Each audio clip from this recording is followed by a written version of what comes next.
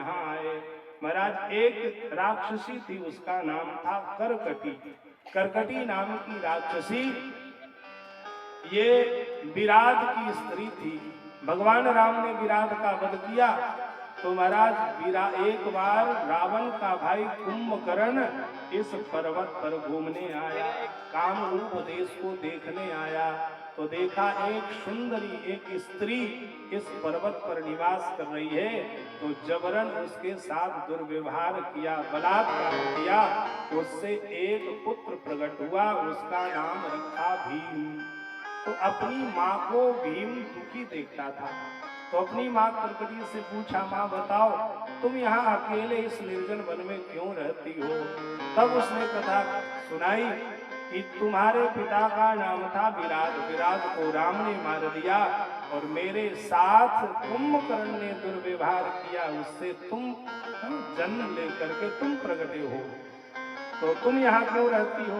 तो कहा मैं यहाँ रहती हूँ, मेरे माता और पिता को एक ऋषि ने श्राप दे करके जला करके भस्म कर दिया, और बेटा मैं नहीं जानती कि लंका किस तरफ है, इसलिए मैं यहीं रहती हूँ।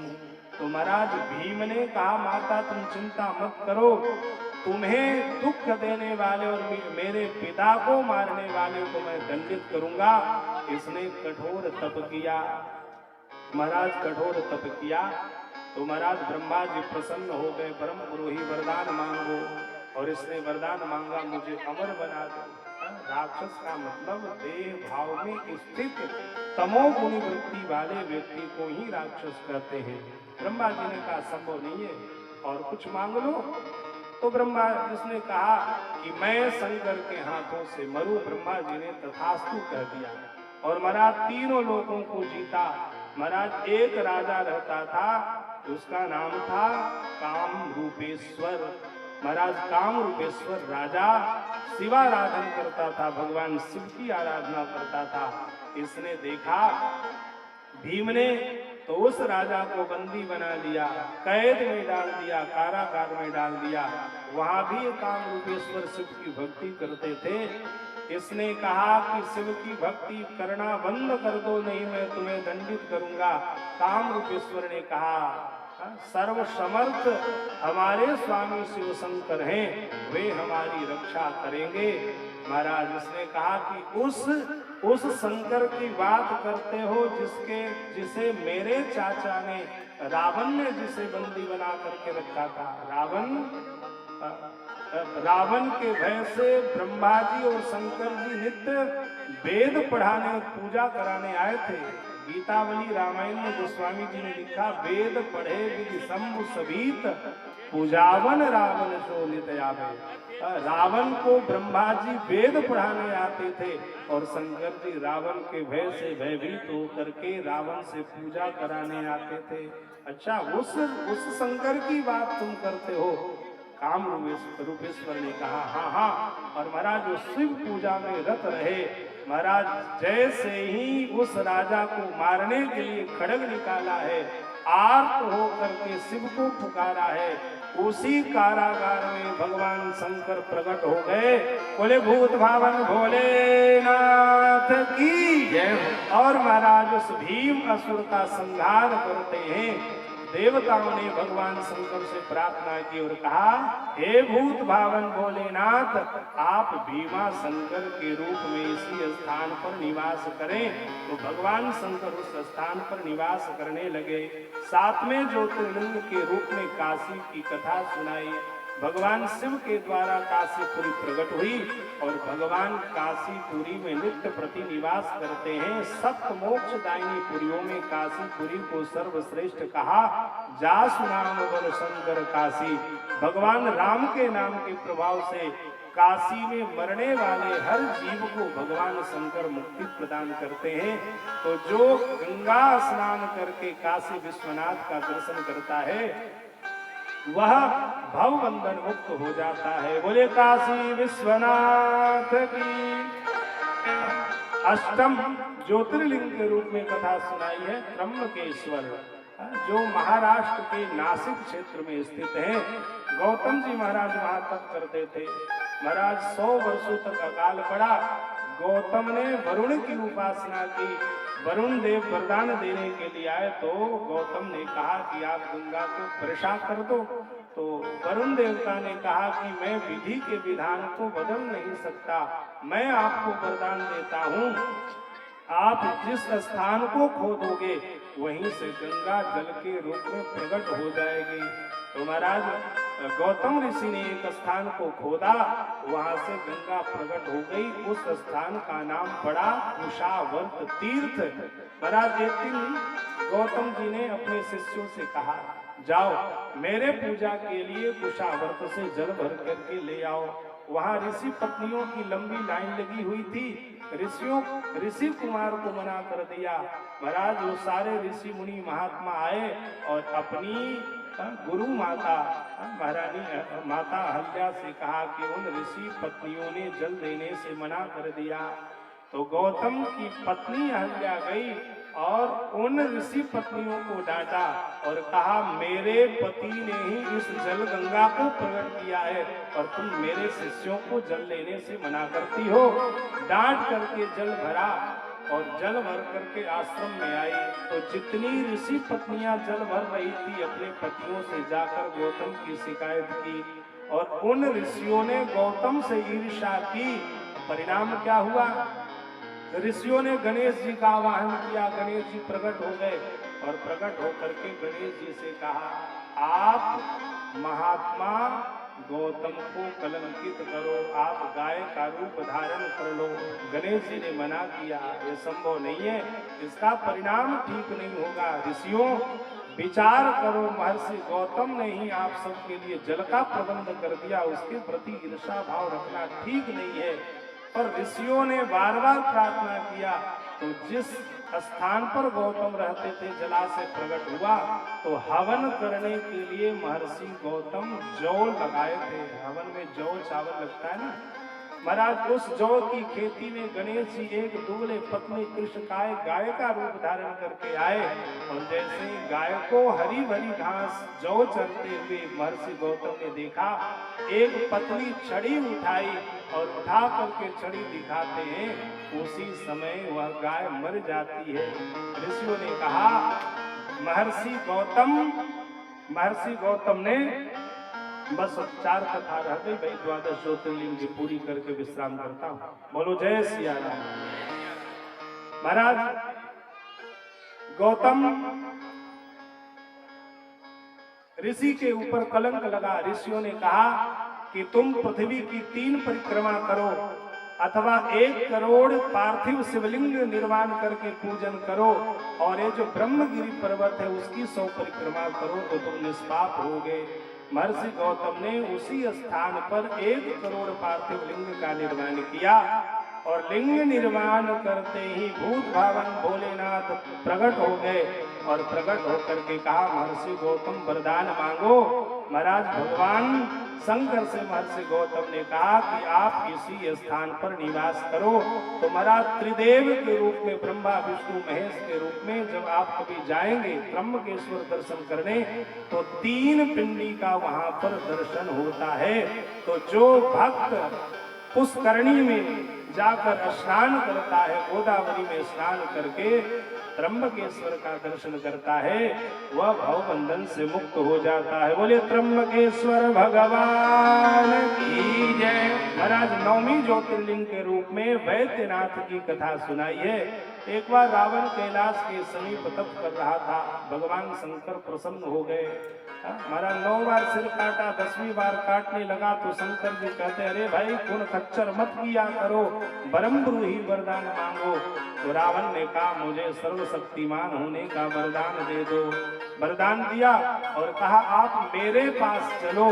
तो भगवान शंकर अपने ज्योति स्वरूप रावण को प्रदान करते हैं और प्रदान करके कहा कि तुम लंका में ले जा करके पूजा करना, पर ध्यान रखना जिस स्थान पर तुम मुझे रख दोगे मैं वहां से उठूंगा नहीं। अब जैसे रावण कैलाश से लंका की ओर चला तो उसके पेट में वरुण देवता प्रवेश कर गए। तो लघु शंखा लगी, बाथरूम लगा तो रावण देखने लगा तो एक गोप ग्वाला गाय चरा रहा था। रावण ने बुलाया और कहा लो मैं लघु शंखा करके आता हूँ, हाथ के ऊपर शिव जी को धारण किए रहना। शंकर जी ने अपना वजन बढ़ाया और जो ही वजन बढ़ाया वह गोप ने कहा जल्दी आओ, और उसके पेट में वरुण देवता प्रवेश कर गए। उसने कहा थोड़ी देर और धारण करो। महाराज लघु शंखा रुके नहीं, गोप ने भगवान को स्थान पर रख दिया। जय श्री राम। भगवान शंकर उसी स्थान पर रुक गए। रावण ने बहुत यत्न किए और वहां वह उठा नहीं। तो महाराज उस ज्योतिर्लिंग का नाम पड़ा वैद्यनाथ। तो भारत में दो वैद्यनाथ हैं, एक तो महाराष्ट्र में और दूसरा झारखंड में। तो झारखंड वाले ज्योतिर्लिंग को ही 12 ज्योतिर्लिंग में गिनती है, मानते हैं। बोले ज्योतिर्लिंग भगवान की। महाराज 10वें ज्योतिर्लिंग के रूप में नागेश्वर की कथा सुनाई है। एक राक्षस था जिसका नाम था दारुक और इसकी पत्नी का नाम था दारुका। दोनों राक्षस थे। दारुका भगवती पार्वती की परम भक्ता थी और दारुक ऋषि मुनियों को कष्ट दिया करता था। एक ऋषि थे जिनका नाम था और महाराज जब ये दोनों राक्षस दारुक और दारुका दोनों संत महात्मा ऋषियों को सताने लगे तो सभी महर्षि औरव के पास आए और आकर के कहा कि हमारी रक्षा करें। तो महर्षि औरव ने भगवान शंकर की उपासना की और अपने तप से खदेड़ दिया। तो महाराज दारुका नाम की राक्षसी भगवती पार्वती का इसे आशीर्वाद प्राप्त था कि तुम जब चाहो अपने नगर को, अपने भवन को संपूर्ण वस्तुओं सहित उठा करके दूसरे स्थान पर रख सकती हो। तो औरव ऋषि के भय से दारुका ने 16 योजन विस्तार नगर को उठाया और समुद्र के मध्य में ले जाकर के स्थापित कर दिया और समुद्र के मार्ग में आने जाने वाले व्यक्तियों को पकड़ करके खा जाया करता था। महाराज एक सुप्रिय नाम के वैश्य व्यापार समुद्र के मार्ग से करते थे। सुप्रिय वैश्य थे पर भगवान शिव के परम भक्त थे। भगवान शिव की नित्य प्रति उपासना करते थे। जैसे ही समुद्र के मार्ग से व्यवसाय करके आ रहे थे, दारुक और दारुका ने रोक लिया और सबको पकड़ करके कैद खाने में डाल दिया। और जब ही डाला तो महाराज इन सब ने भगवान शिव की उपासना की है। पाहि शंकर देवेश पाहि शंभो शिवेति च। उसी स्थान पर भगवान शंकर प्रकट होते हैं और शंकर जी ने दारुक का संहार कर दिया है और महाराज सुप्रिय नाम के भक्त की और संपूर्ण मनुष्यों की रक्षा की है। तो महाराज सुप्रिय ने कहा हे महादेव आप इस स्थान पर निवास करें, इसलिए उस स्थान का नाम पड़ा नागेशम दारुका बने। भगवती पार्वती को पुकारा, दारुका ने प्रसन्न हो गई, कहा प्रभु ये मेरी परम भक्ता है, इसको आप छोड़ दो। तो भगवान शिव ने कहा कि तुम इस स्थान को छोड़कर चले जाओ। नागों के द्वारा पूजे जाने के कारण उनका नाम पड़ा नागेश्वरनाथ, जो द्वारिका के समीप सौराष्ट्र में पड़ता है। उनके दर्शन की बड़ी महिमा है। बोलिए नागेश्वरनाथ महादेव की जय। अब 11वें ज्योतिर्लिंग के रूप में नाम है रामेश्वरम। भगवान राम अपनी भार्या भगवती जनक नंदनी जानकी को ढूंढते हुए समुद्र के तट पर पहुंचे तो विभीषण ने कहा कि आप समुद्र से मार्ग मांगो। 3 दिन तक भगवान कुशा की चटाई बिछा करके उस स्थान पर उपासना करते हैं, समुद्र प्रकट नहीं हुआ। तो भगवान राम ने लक्ष्मण से कहा लक्ष्मण बाण सरासन आनो सौधो बारिद कृषाणु सट सन विनय कुटिल सन प्रीति सहज कृपण सन सुंदर नीति ममता रत सन ज्ञान कहानी अति लोभी सन वीरति बखानी। और बड़ा लंबा प्रसंग है। राम जी ने धनुष के ऊपर बाण चढ़ाया, समुद्र दिव्य रत्न को लेकर ब्राह्मण के रूप में प्रकट हुआ। तो समुद्र ने भगवान से स्तुति की और कहा हे नाथ नाथ नील नल कपिलो भाई ललिकाई ऋषि आशीष पाई तिनके परस किए गिरि भारे करिए जलधि प्रताप तुम्हारे। नाथ आपकी सेना में विश्वकर्मा के अंश से नील और नल नाम के दो बंदर हैं, आप उनके द्वारा समुद्र के ऊपर पुल का निर्माण कराएं। तो जैसे ही महाराज 5 दिनों में 100 योजन लंबा और 10 योजन चौड़ा पुल का निर्माण हुआ, तो भगवान श्री राम ने पार्थिव शिवलिंग की स्थापना की। भगवान शंकर प्रसन्न हो गए और प्रसन्न होकर के राम जी से कहा, आप मेरे ईश्वर के रूप में इस स्थान पर विराजे हैं, इसलिए आपका नाम रामेश्वरम पड़ेगा। बोले रामेश्वर नाथ भगवान की जय। और शंकर जी कहते हैं, जो रामेश्वर दर्शन करई, जो रामेश्वर दर्शन करई, तनु तजि मम लोक सिधरई, तनु तजि मम लोक सिधरई। जो गंगा जल आनि चढ़ाई, जो गंगा जल आनि चढ़ाई, सो सायुज मुक्ति नर पाई, सो सायुग मुक्ति नर पाई। जो गंगा जल आनि चढ़ाई, सो सायुग मुक्ति नर पाई। बोलिए रामेश्वर नाथ भगवान की जय हो। जो गंगा जल ले जाकर के रामेश्वर नाथ को चढ़ाता है, भगवान शिव की कृपा से सायुज मुक्ति उसे प्राप्त होती है। महाराज अब 12 ज्योतिर्लिंग में 12वें ज्योतिर्लिंग की कथा सुनाते हैं। सूत जी महाराज कहते हैं शौनकादिक ऋषियों से, इन ज्योतिर्लिंग का नाम है भस्मेश्वर ज्योतिर्लिंग। महाराज दक्षिण दिशा में देव नाम वाला एक श्रेष्ठ पर्वत है, उसके पास भरद्वाज कुल में उत्पन्न एक सुधर्मा नाम का ब्राह्मण, उसकी पत्नी जिसका नाम सुदेहा था, दोनों बड़े शिव भक्त थे। महाराज विवाह हुए बहुत वर्ष बीत गए, पर इन दोनों से कोई संतान उत्पन्न नहीं हुआ, न कोई पुत्र न कोई पुत्री हुई। तब सुदेहा ने कहा कि आप दूसरी विवाह कर लो। तब महाराज इसने कहा कि मैं दूसरी विवाह, सुधर्मा ने कहा कि मैं दूसरी विवाह नहीं करूंगा, क्या पता दूसरी पत्नी से भी संतान उत्पन्न न हो। तब सुदेहा ने कहा कि देखो, आज प्रातः काल में किसी के घर में गई थी, महाराज वहां जाने के बाद लोगों ने मुझे कोसा। प्रातः काल जिसके पुत्र नहीं होते उसके मुख देखना शास्त्रों में अशुभ कहा गया है, इसे बड़ी गलानी हुई। और सुदेहा ने कहा कि मेरी एक छोटी बहन है जिसका नाम भुष्मा है, आप मेरी छोटी बहन भुष्मा से विवाह कर लो। तो बार बार सुदेहा के कहने पर महाराज सुधर्मा ने भुष्मा से विवाह कर लिया। और जो ही विवाह किया तो नित्य प्रति दोनों दंपत्ति 100 लिंगों की पार्थिव शिवलिंग की पूजा करते हैं।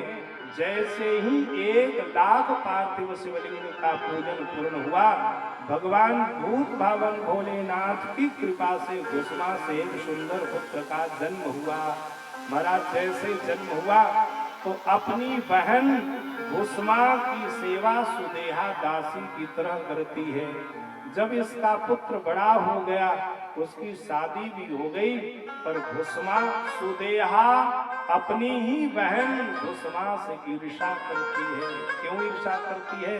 थी तो बहन, इसी ने भुष्मा से अपने पति की शादी कराई, पर पुत्र होते ही इसके पति का प्रेम भुष्मा की तरफ ज्यादा होने लगा।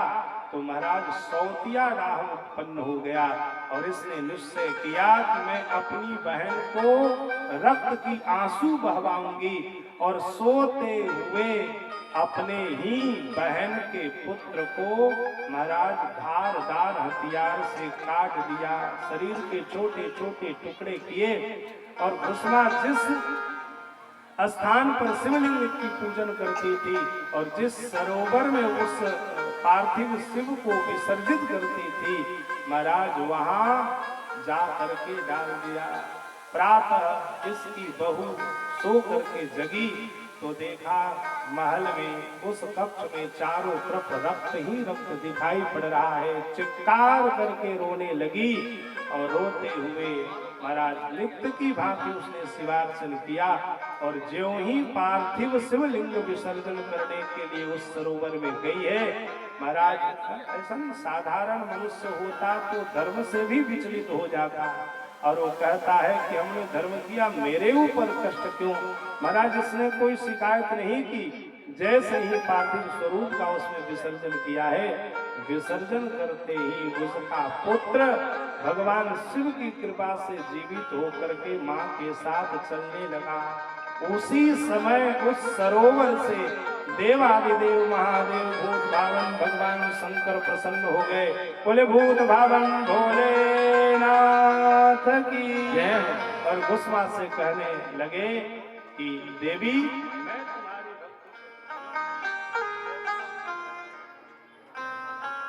अच्छा ठीक है, बस 1 मिनट की कथा और है।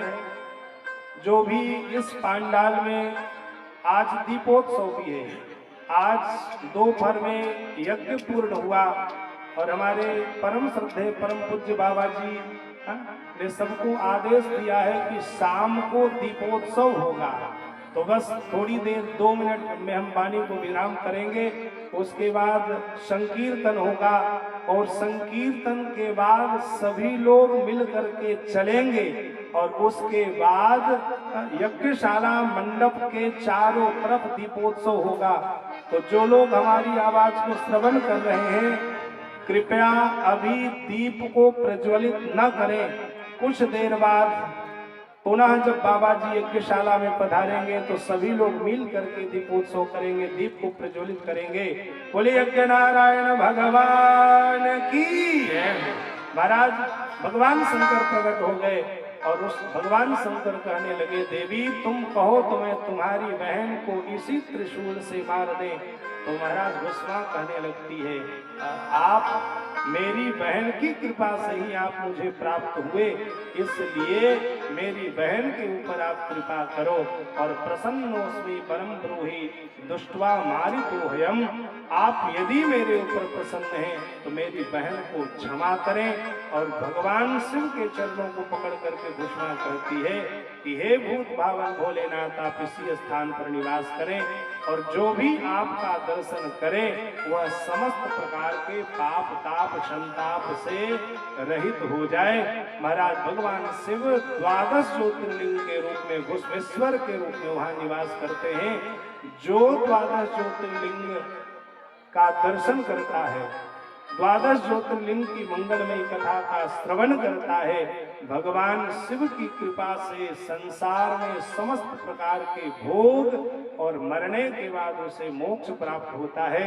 इस प्रकार से शिव महापुराण की कथा तो अनंत है, भगवान की कथा का कोई वर्णन नहीं कर सकता। बस अंत में यही है कि शिव महापुराण की कथा को जो भी श्रवण करता है वह संपूर्ण पापों से रहित होकर उत्तम शिवलोक को प्राप्त करता है।